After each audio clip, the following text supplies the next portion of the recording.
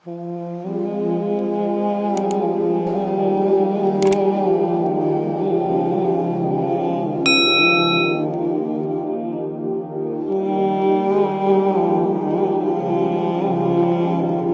زینب بنت جحش رضی الله تعالی عنها دا د نبی علیہ الصلوۃ والسلام د ترور لور ده د دې نیکو او د نبی علیہ الصلوۃ والسلام نیکه یو د عبدالمطلب سیبو د دې د نبی علیہ الصلوۃ والسلام نمخ کی نکاح د زید ابن حارثه رضی الله تعالی عنہ سره شوی و او دا د نبی علیہ الصلوۃ والسلام آزاد کرده غلام او نبی علیہ السلام په زویتوب باندې نیولې و. نو چې کله نبی علیہ السلام اراده وکړه چې د زید رضی الله تعالی عنہ نکاح وکړي ځکه زوی ورته ویلی و نو د خپل ترور لور پسې پیغام د نکاح ولیږو وی زه تا خپل زوی زید لغواړم. نو دی انکار وکړو او د دې رور و هغه انکار وکړو عبدالله ابن جحش رضی الله تعالی عنہ وی موږ د لوی خاندان سره تعلق ساتو موږ د قریشو د خاندان یو او زما خور به نکاح کوي نو د یو آزاد شوی غلام سره به نکاح کوي ځکه چې عربو کې دا عادت و چې کم سړی به د غلامۍ نه آزاد شوی و نو آزادو خلکو به د هغه سره خپله رشته نه کوله ځکه هغه ته به یې لږ سپک کتل مړی وي دا خو هغه سړی دی چې په غلامۍ کې تیر شوی دی. نو زینب رضی الله تعالی هم دا خبره بده وګڼله وی زه به د یو آزاد شوي غلام سره نکاح کوم او د دې چې کوم ورور و عبدالله ابن جحش رضی الله تعالی عنہ هغه مې نه زه خپله خور داسې سړي له ورکوم چې هغه غلامي تېره کړې ده موږ دا نکاح نه کوو. الله تبارک وتعالی د آیاتونه مبارکه نازل کړو وما كان لمؤمن ولا مؤمنة اذا قضى الله ورسوله امرا ان يكون لهم الخيرة من امرهم ومن يعص الله ورسوله فقد ضل ضلالا مبينا. یو سړي له هم دا جایز نه دي او یوې ښځې له هم دا جایز نه دي چې کله الله د الله رسول یو فیصله وکړي چې بیا د دوی اختیار د هغې نه وروستو پاتې شي. دوی له بیا اختیار نشته چې کله فیصله الله وکړه او د الله رسول وکړه او چا چې د الله او د الله رسول نافرمانی وکړه د ډېر په ګمراهۍ ښکاره سره ګمراه شو د ګمراه شو دا انسان. چې کله د آیتونه مبارکه زینب بنت جحش رضی الله تعالی واوریدل او عبدالله ابن جحش رضی الله تعالی خور ورور د آیتونه واوریدل چې پوه شو چې دا آیتونه خو زمونږ متعلق الله نازل کړو چې وما كان لمؤمن ندی جایز یو مؤمن سړي لرا نو د مؤمن سړي نه عبدالله ابن جحش رضی الله تعالی مراد دی ولا مؤمنه او نه مؤمن خزل جایز دی چې د الله او د الله د رسول خلاف وکي. د مؤمنه مراد زینب بنت جحش رضی الله تعالی عنها چې دا خو الله مونږ ته فرمایلو چې الله او د الله رسول یې فیصله کړي نو تاسو له اختیار نشته دی. نو چې څنګه دا آیتونه واورېدل که نه بس وي مونږ د نکاح ته تیار یو مونږ ته دغه رشته منظور ده او صحابه کرامو که نه آمنا وسلمنا بس چې ایمان مونږ راوړو بیا چې الله او د الله رسول څه وفرمیل بس په هغې باندې لبیک و. دا نه وه چې زه به داسې کوم او داسې کومه. د عمر رضی الله تعالی متعلق راځي وی کو هغه به ډېر زیات غوسه او ډېر زیات غوسه او په یوه خبره باندې به ډېر زیات کلک ولاړو خو چې د دې خبرې نه به خبر شو چې عمر ته خو دا وایي خو د الله کلام دا وایي عمر ته خو دا وایي خو حدیث مبارک کې داسې راځي و عمر رضی الله تعالی بالکل بیا خاموشه ولاړو. د قرآن او د حدیث متعلق د هغې نه مخکې تلل بیا عمر خبره نه ده کړې دا د هغه شان و چې هر څومره به په یو خبره کلک ولاړو هر څومره به غوسه و خو چې دا به ورته وویلی شو چې د الله حکم دا دی عمره د الله د پیغمبر حکم دا دی عمره ته دا وایي الله د الله رسول دا وایي بس عمر به بیا خپله خبره پرېښې وه بیا به خاموش و بس. دا د صحابه کرامو عادت و عادت ښه نن زمانه کې هم داسې دي که نه ته به یو سړي پسې لاړ شي یاره روغه وکړه قرآن دا وایي حدیث دا وایي یاره مولوي صاحب ټیک شو شریعت په دا وایي خو پښتونولي هم ده که نه پښتو هم ده که نه ښه پوهیې وایي او قرآن خو دا وایي شریعت خو دا وایي خو پښتو څه وایي هغه پښتو د سره پښتو نه ده چې د قرآن او د حدیث مخالف وي پښتو هغه پښتو ده چې د قرآن او د حدیث موافق وي موافق. صحابه کرامو به چې دا واورېدل چې الله او د الله رسول دا ویلي بس مخکې بله خبره بیا د هغې نه وه بس چې الله او د الله رسول دا ویلي بس مونږ تیار یو. نن چې موږ څومره په ګمراهۍ کې اخته یو صرف د دې خبرې د وجې نه اخته یو چې موږ وایو ټیک د مولوي صاحب شریعت به دا وایي خو لکه زما خبره دا ده که نه نو زه به د خپله خبره کوم که نه نو زینب رضی الله تعالی او چې د هغې رور دا خبره واورېده که نه دا خبره واورېده چې د الله او د الله د رسول دا حکم دی چې د زید رضی الله تعالی سره د دا نکاح وکړي بس هغې موږ تیار یو موږ ته دا نکاح منظور ده نکاح وشوله خو په نکاح کې جوړ بیا رانغی د ښځې او د خاوند جوړ نه راتو د هغې وجه دا وه چې زینب رضی الله تعالی د قریشو د خاندان نه وه د نبي علیه السلام د ترور لور وه او زید ابن ثابت رضی الله تعالی اخو آزاد شوی غلام و نو دی زینب رضی الله تعالی په ځان اوچت حسابه د دې وجې نه سړي له پکار دی چې کله دی ښځه کوي که نه د ځان نه دې په کوس خاندان کې وکړي په پورته خاندان کې دې نه کوي ښه ښځه چې کوي د ځان نه په کوس خاندان کې وکړه په پورته خاندان کې مه کوه ځکه چې د ځان نه دې په پورته خاندان کې وکړه خو په دویمه خبره به درته پیغور کوي که نه چې ته یوه خبره کوې هغه به درته بله کوي او چې ته لږه خبره کوې ستا په کور کې څه دی زما د پلار کور له ورشه تو ستا کره خو زه تباه و برباده شومه سړیه بس پیغور به درته پاره خبره باندې کوي نو چې نکاح کوي د ځان نه په کوس خاندان کې کوه په بر خاندان کې مه کوه که نه بیا به درته وایي چې ستا کره ما چېرته ښه ورځ ولیده چې راغلي در کری ما راشه زما د پلار کره که د پلار کرای د ډوډۍ درک نه لګي خو ښځه وایي خو د کلي نواب دی خاوند ته وایي ټیک شو که نه د ښځو خو دا عادت دی که د پلار کور یې هر څومره خو خاوند ته وایي ته مړه شه چې ور زما د پلار کور له ته د هغوی خو لنګر چلیږي ټیک ده که نه نو سړي له پکار دی چې عام طور پر دې ښځه کوي د ځان نه په کوس خاندان کې وکړي نو د زینب رضی الله تعالی خاندان اوچت و نو هغې به د زید رضی الله تعالی سره جوړښت نه راتو ځکه زه قریشي یم او ته خو یو آزاد شوی غلام یې نو د یو بل سره جوړ نه راتو نو دا زید رضی الله عنه به بار بار په نبي علیه الصلاة والسلام پسې راتو وایي د الله پاکه پیغمبره ستا هغه د ترور لور نه د زینبو زه یې نشم ساتلی زه یې پرېږدمه زه یې نشم ساتلی زه یې پرېږدمه نبي علیه الصلاة والسلام به ورته ووایي نه زید ګورې دا کار ونه کړي دا کار ونه کړي د نبي علیه السلام سره زیات فکر زه کوو چې دا نکاح نبي علیه السلام کړې وه زینب رضی الله تعالی دا نکاح نبی علیہ السلام کړی وه ویو خو دا نکاح ما وکړه چې اوس ورله زید طلاق هم ورکړي نو ما خو به خپل خاندان هم ډېر زیات خفه شي نو نبی علیہ الصلاة والسلام به ورته وفرمیل زیده داسې مه کوه بار بار به یې منع کوه یو ورځ زید رضی الله تعالی راغی وایي د الله پاکه پیغمبره ما زینب ته طلاق ورکړو ما زینب ته طلاق ورکړو ستا هغه د ترور لور ما پرېښودله زه یې نشم ساتلی نوره دا خبره چې او په کار هم دا ده چې کله د ښځې او د خاوند په منځ کې جوړ نه وي که نه نو بیا شریعت دا لاره راستولې ده چې طلاق دې وکړی شي طلاق دې وکړی شي طلاق الله راستولی دی له دی ځکه چې کله د ښځې او د خاوند جوړ برابر وي بس بیا مزې مزې دي د دغې کور نه بل ښایسته کور بیا نشته دی چې د ښځې طبیعت د سړي سره ولګېده او د سړي طبیعت د ښځې سره ولګېده دغه کور په دنیا کې بیا جنت دی ولې که په دې کور کې وچه ډوډۍ وي خو دا د ښځې ته د هر څه نه خوږه ده دا ډوډۍ چې کله خاوند د مینې وي او زړه یې ورسره لګېدلی وي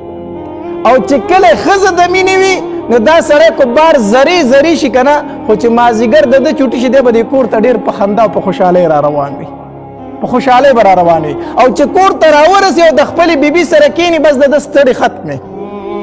نو چې کله د ښځې او د خاوند د یو بل سره طبیعت ولګېدو دا په دنیا کې لوی نعمت دی او دغه کور بیا د جنت یوه نمونه ده په دنیا کې خو چې کله د ښځې او د خاوند د یو بل سره طبیعت ونه لګېدو دغه کور بیا په جهنم کې یو د جهنم د قسمونو نه یو قسم دی په دنیا کې دا کور بیا دوزخ دی ځکه چې د ښځې بیا خاوند بدي شي او د خاوند ښځه بدي شي او د یو بل نه خلاصون کېږي نه نو بیا دغه کور ډېر د سختو کور دی او ډېر د مصیبتونو کور دی نو بیا د شریعت مسله دا ده چې د ښځې او د خاوند د یو بل سره جوړ نه راتو کو د ښځې ورسره زړه نه لګېد ګناه ښځې ته وه نو دا د خاوند نه خلع والي چې کله خلع اخلي دا ښځه به د خاوند ته خپل مهر پرېږدي کوری پسې لیکلی دی، جیداد یې پسې لیکلی دی، مهر دی، دا هر شی به دا خاوند ته پرېږدي. وایي دا هر څه درته پاتې خو بس ستا سره مې زړه نه غواړي نو ماله طلاق راکړه. دې ته په شریعت کې بیا خلع ویلی شي. او که ګناه د خاوند و، ګناه د خاوند و نو بیا پکار ده چې د ښځې ته دا خاوند طلاق ورکړي او مهر ولم ورکړي، ځکه مهر د هغې کېږي که نه، ګناه خو د ښځې خو نه دی، مهر به ولم ورکوي. اوس مسله نن سبا کم ځای کې جوړه ده، د ښځې او د خاوند چې د یو بل سره طبیعت نه لګي، جوړ نه راځي، نو ښځه به لاړه شي د پلار کره به مروره کیني، د پلار کره مروره کیني.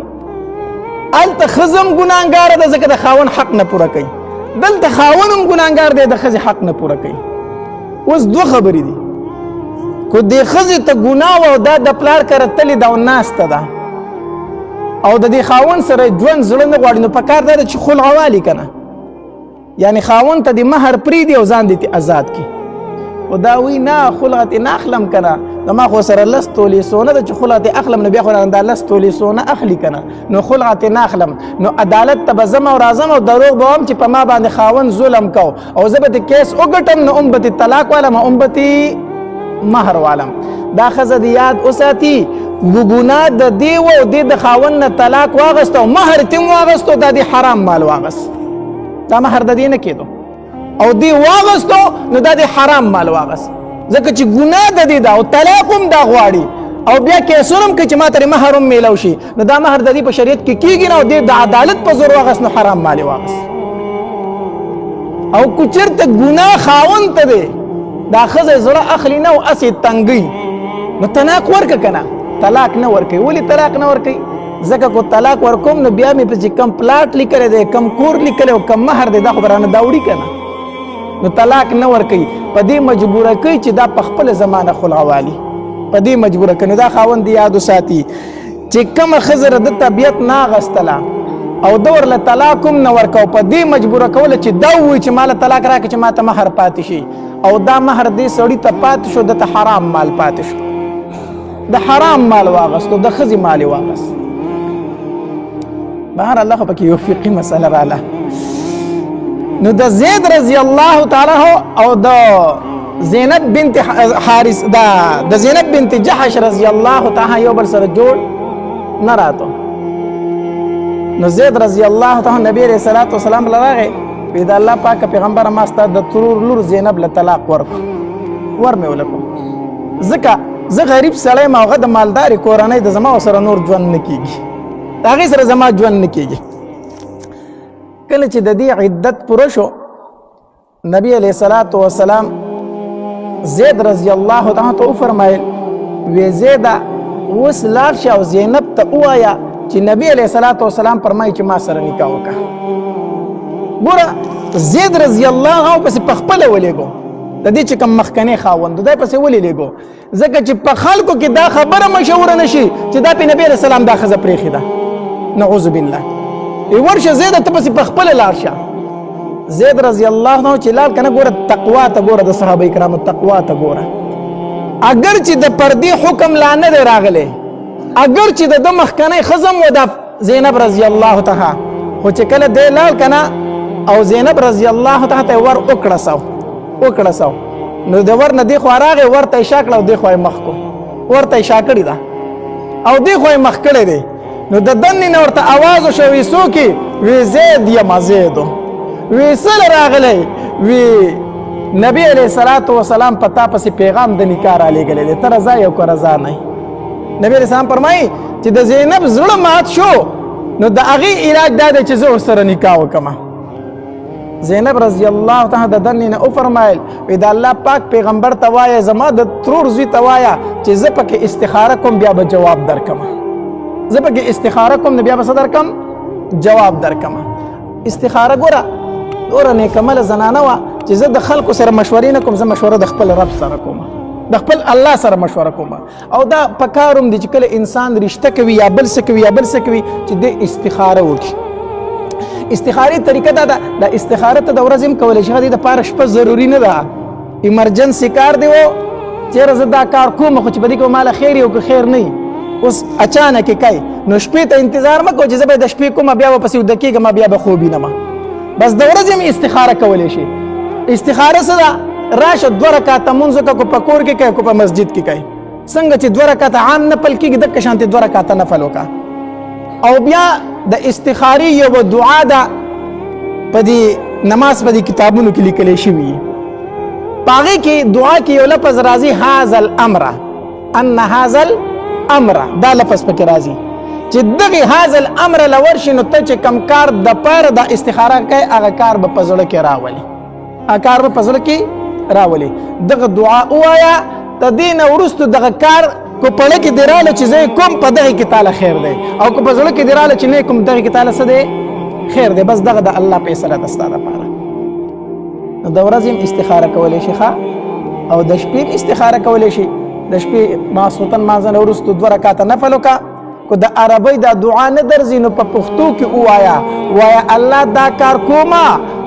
او ماله پکې مشوره راکړه چې وی کم او کو وی نه کم زما دپاره پکې خیر شته او که نشته دا دعا په پښتو غوښتی شي که نه الله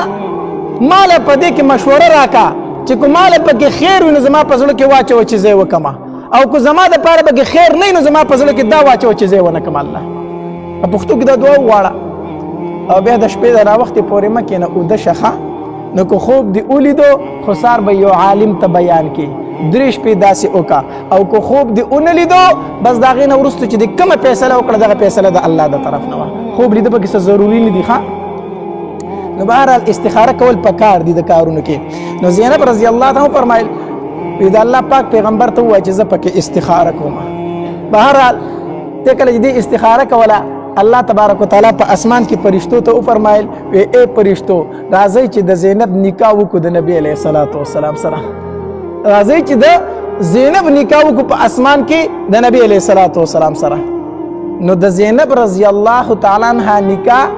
الله تبارک وتعالی په خپل وکړه د نبی علیه الصلاۃ والسلام سره په اسمان کې په اسمان کې خو الله تبارک وتعالی نکاح وکړه په ځمکه باندې هم هغه کومه طریقه چې هغه وشوه د زینب رضی الله تعالی ورور و هغه نکاح وکړه د نبی علیه الصلاۃ والسلام سره دې وجه زینب رضی الله تعالی به کله کله فرمایل وی د الله پاک پیغمبره زه په 3 خبرو باندې ډیر نازېږم زه ناز کوم په 3 خبرو باندې نبی رسول الله سلام ورته فرمایل زینب کمی خبرې دي چې ته په دومره ناز کوي ویو خو ناس په دې کوم کنه چې د تمامو بیبیانو نکاح ستا سره د خلکو کړی دا کم اولیاء چې دي خپل اولیاء او داغي نکاح ستا سره کړی دا او زما نکاح زما اولیاء نه کړی بلکې زما نکاح زما الله ستا سره کړی دا یو خو په دې نازېږم چې زما نکاح په اسمان کې الله ستا سره کړی دا او دویم په دې نازېږم چې زما ستا نیکه یو دی عبدالمطلب صاحب زما ستا نیکه یو دی عبدالمطلب صاحب او دریم په دې باندې نازېږم چې زما په نکاح کې جبرئیل علیه السلام ډیر کوشش کړی دی جبرئیل علیه السلام په ډیر کوشش کړی دی وی په دې 3 خبرو باندې زه ډیر ناز کوم بهرحال دلته د نبی علیه الصلاۃ والسلام نکاح وشو د زینب رضی الله تعالی سره کله چې نکاح وشوله او منافقین خبره مشهوره کړه وی نبی علیه السلام د خپل د زوی د ښځې سره نکاح وکړه د انګور سره نکاح وکړه ځکه جاهلیت کې دا خبره مشهوره وه چې چاته به دې زوی وي نو هغه به داسې زوی حسابېده لکه څنګه چې د سړي خپل زوی وي نو بیا به د هغه ښځه په ده باندې حرامه حسابېدله نو زید رضی الله عنه خو د نبي اسلام خپل زوی خو نه و که نه صرف زوی ورته ویلی و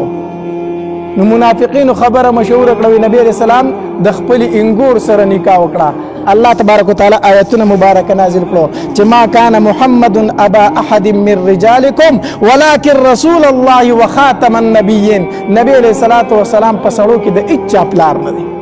دا پلارو یعنی زید رضی الله عنه ته د زوی نه دی چې دا انګور ده نو په زینب رضی الله تعالی سره الله دغه رسم خاتمه وکړه کو دا آیتونه نوې نازل شوه نو اوس پم داسې وکنه چې چا به یو سړی ته وي چې ته مې زوی نو بیا به هغه داسې زوی حسابېده لکه څنګه چې خپل زوی وي نو الله په دغه رسم ختم کو چې ګوره دا خپل زوی په شانتې نه دی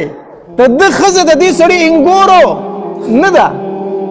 نن سبا ته یو سړي ته وي چې هلکه ته مې زوی یې نو بیا دغه ښځه ستا انګور کېږي نه بعضې خلک داسې کوي که نه وایي دا د نکاح رور دی دا څه شی دی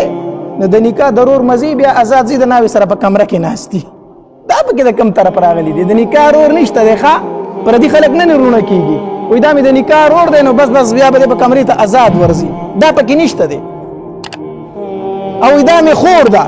مونږ خو ټول مسلمانان د یو بل خویندې رونه یو بیا خو پکې پردې تاړو ضرورت نشته دی نه چې چاته په خوله باندې خور وي رور وي دا په حقیقت کې خور او رور کېږي نه نو منافقین خبره مشوره وکړه وی نبی اسلام د خپل انګور سره نکاح وکړه الله تبارک وتعالى د آیتونو مبارکه سکړه نازل کړو بیا نبی علیہ الصلوۃ والسلام د زینب رضی الله تعالی خواله ورغه او ولیمه وکړه ولیمه نبی اسلام د یوی بیبي ولیمه دي سینه د کړي څنګه چې د زینب رضی الله تعالی ولیمه وکړه یو چیرې وغه علال کو صحابه کرام ته ویل راشه ډوډۍ وخوري صحابه کرام لاړو او ډوډۍ وخوړله چې کله صحابه کرام ډوډۍ وخوړله نو ټول صحابه کرام بار ته ووتل درې تنه داسې وو چې هغې د نبي اسلام په دې کور کې کېناسته خبرې شروع کړې په دغه ټایم کې لا د پردې حکم نه و راغلی ښه پردې حکم نه و راغلی نو هغې کېناستل په خپل منځ کې خبرې شروع کړې د یو بل سره گپ شپ لګاو نبی علیہ الصلوۃ والسلام لګ ووتو بار ته چیرې کېدی شي زه راځمه نو دوی به پاسېدلي خو چې نبی علیہ الصلوۃ والسلام واپس راغی دوی له هغه شانتې ناستو خبرې کولې د یو بل سره به گپ شپ کې مصروف وو خبره په نبی علیہ السلام باندې لږه بوج شوله الله تبارک وتعالی آیتونه مبارکه نازل کړو چې کله تاسو دعوت درکړی شي کنه او دعوت خو وخوړو بیا ځئ خورېږئ خبرو دپاره مه کښېنئ د خبرو دپاره بیا مه کښېنئ اوس هم دا مسله ده ښه چا درله دعوت درکړو د ډوډۍ نو تا ته وي چې لکه غرمې ډوډۍ له به ته راشي نو داسې مه کوه چې نه خو بجو له پسې لاړ شي صحیح ده که نه هغې به تیاري کوي ته به دیره کوي په کور کې ناست نو ستا سره هغې څه وکړي چې کوم ټایم یې درته د ډوډۍ ښودلی دی نو ډوډۍ ټایم له به ځي ښه او چې کله دې ډوډۍ وخوړله که نه نو بیا داسې مه کوه چې بالغ ځان ته رانږدې کړي او ډوډۍ وایي کیسې شروع کړي صحیح ده ډوډۍ دې وخوړله بس دعا کوه پاسه وایي مونږ لاړو دا طریقه ده ښه طریقه دا ده چې د ډوډۍ دعوت درکړو شو ټایم له ځه زمونږ خلکو څه طریقه مشوره کړې ده چې لاړ شي او ډوډۍ وخوري بس وایي هلکه زه ځمه نو مونږ خلک وایي مړه داسې هوټل خو نه ده چې ودې خوړه ځي نو خو ډوډۍ له دې راوستې ومه که نه څه ناستې له خو دې نه هم راوستې تا ما ته ډوډۍ له به راشي نو والم ډوډۍ مې وخوړه څه شي ته کښېنمه صحیح ده که نه څه شي ته کښېنم څه چل دی ډوډۍ دې وخوړه بس زه ځه الله دوی به هم فارغ شو ته به هم په خپلو کارونو پسې ځې دا د شریعت طریقه ده ښه خو دا خو مونږ وزګار خېږو که نه په مخ د ځمکه زمونږ کار بل نشته دی نو چې ډوډۍ دعوت راکړې نو په لسو بجو پسې به لاړ شو او چې ډوډۍ وخورو بیا بالښتونه رزدي کړو نو د مازدیګره پورې غرمې ډوډۍ له به تلې مازدیګر نو کار دې نشته نو ناست پته نه چې کار دی نو بیا به ته نه وې ناستو نو د شریعت طریقه دا ده چې بیا پاسه ځه نو الله تبارک وتعالی آیتونه مبارکه نازل کړو چې کله دعوت درکړی شي دعوت ټایم له ځئ ډوډۍ خو خوړه بیا خبرو ته مه کښېنئ پاسې ځئ خورېږئ الله آیتونه نازل کړو او د پردې حکم راغی چې د نبی علیہ الصلوۃ والسلام د بیبیانو نه د نن نه بعد څه شی غواړئ د پردې نه اخوا به غواړئ الله تبارک وتعالی د پردې آیتونه نازل کړو به هر حال دا د زینب رضی الله تعالی سره د نبی علیہ الصلوۃ والسلام نکاح وشوه او دا زینب رضی الله تعالی ډېره نیک عمله زنانه وه ډېره نیک عمله زنانه وه حدیث مبارک کې راځي دا سخي ډېره وه عایشه بي فرمایي یو ځل نبی علیہ الصلوۃ والسلام وفرمایل وی تاسو کې به د ټولو نه لومبې زما خواله هغه ښځه راځي چې د چا لاسونه اوږدوي نبي اسلام دا موږ ته په ژوند باندې فرمایلي چې په ټولو لومبې کې به زما سره اخرت ته هغه تنه تاسو کې ماله راځي چې د چا لاسونه اوږدوي وی چې کله نبي علیه السلام وفات شو که نه نو موږ چې بیبیانې به کېناستو نو د یو بل سره خو به لاسونه میچ کول چې د کمې بیبي لاس اوږد دی دا به لومبی مړه کېږي موږ به د یو بل سره لاسونه میچ کول وی په نبی علیہ الصلوۃ والسلام پسې د ټول نه لومبې چې وفات شو هغه زینب رضی الله تعالی وی مونږ بیا وروسته پوه شو چې د نبی علیہ السلام مقصد څه و مونږ کوم مقصد اخیستی و د نبی علیہ السلام مطلب دا و چې د کومه بیبي پکې سخي ډېری لاس اوږده مانه چې سخا پکې ډېری او مونږ ظاهري لاسونه د یو بل سره ناف کول وی په مونږ ټولو کې سخي چې ونه هغه زینب رضی الله تعالی یو ورځ ولا عمر رضی الله عنه 2000 اشرفۍ راولېږلي وی زینب ته وایي چې دا ستا خرچه ده د کور خرچه ده وی دا زما ده وی او وی دا خو ډېره زیاته ده کپړه یې پې وغوړوله داسې خپله یو خادمه یوه نوکره هغې ته وي دې کپړې نه لاندې لاس منډه و چې څوک غریبانان راځي پیسې ورکوه 12,000 دینار او 12,000 دیناره د سرو زرو پیسې وي چې څوک راځي بس لاس منډه ورکوه ورله پیسې لا کپړه پې وغوړوه انا وکړه ناس ته چې څوک غریب براته سوالګر براته لاس په منډه پیسې به ورکولې لاس په منډه پیسې ورکولې چې دینه وکړي پای کپړه لاس و نو سر لاندې ډېرې لږ غونته پیسې ښکارې دي انا وکړه ورته وی زینب امهات المؤمنین د مؤمنانو مور تا خو ټولې پیسې په خلکو ویشلې نو چې مال دې په کوم سره کړې وې کنه ولې زما په کې حصہ نه کیږي کو چې مال په دې په کوم سره کړې وې کنه زما په لاس ته ټولې تقسیم کړې مال دې په کې شی رانه کو وی خاطه قران هي روي د کپڑے دلاندې چې څومره پیسې دې هغه ته والا ځه هغه ته والا وی چې کپڑا می تیرا ټوله کړه نو صرف 80 دینار پاتې شو 80 دینار دا سره زر پیسې وی دا پاتې شي ما دې د کتیا پاتې شي مې دا وی چې زدا ته والا ځان له وسه دا ته والا ځان له وسه دومره سخا وا سخا پکې او د ټول نه زیات رښتینی و رښتیا پکې ډیر زیات رښتیا پکې ډیر زیات الله چې عائشه رضی الله تعالی تهمت ولګي د کنه نو د دې زینب رضی الله تعالی خور وا دام د منافقینو سره پاغي کې شامل شي دا صحیح مؤمنه وا خو اسې دوکه شو د منافقینو په خبرو کې رااله دا غي سره شریک شو نو نبی رسول الله د دین ته پوسو کو وی زینب ته د عائشه متعلق سوي ما تو وای کنه ستا سره ایدا دی ورته د الله پاک پیغمبره قسم په الله چې د عائشه نه د خیر نه ما سیوا ما بل شي نه دی لیدلې د عائشه نه د خیر نه ما سیوا ما بل شي کنه دای بن وسیوا مونږ ته د پښتو کې بن وایو دی به چې راشه مقیده او د نبی رسول الله پاک د ټول نه زیاته مینه د دې سره دراشه ته پکې خپل کار وکړي چې پری دی ورته ما د عائشه نه د خیر نه ما سیوا بل خبره نه دی لیدلې یو ځل نبی رسول الله والسلام مال غنیمت تقسیمو نو د زینب رضی الله تعالی په منځ کې پکې خبره وکړه چې خبره وکړه عمر ته ته چپ شمړي عمر هو سړی ورته کړ وی چپ شته په منځ کې خبرې کوي نبی رسول الله صلی الله علیه وسلم فرمایل عمر دینه کلار شه